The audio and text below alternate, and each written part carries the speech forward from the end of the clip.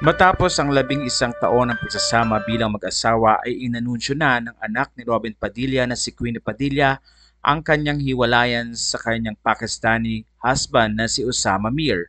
Sa kanyang Instagram ay doon ipinakita at ipinahayag nga ni Queenie ang nangyaring desisyon para makapaghiwalay sa nasabing asawa. Si Queenie ay ang panganay na anak ni Robin Padilla at ex-wife nito na si Lizelle Sicangco. Kilala rin sa pangalang Michelle Khadija Mir.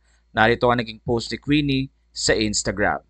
Assalamualaikum, after much thought and consideration, my husband and I have decided to separate due to irreconcilable incompatibility.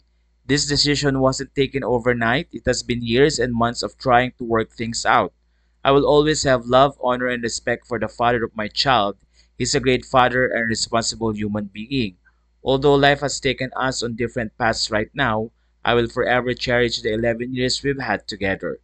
Thank you for all your support over the years.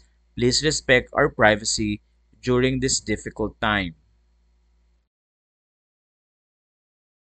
Nag-comment naman ng ibang mga netizen at sinabi ang ganito: Sending love and respect, we plan but Allah plans better for us. May Allah bless you both with ease and comfort as you navigate on this new jihad, a meaningful patience, inshallah, to all.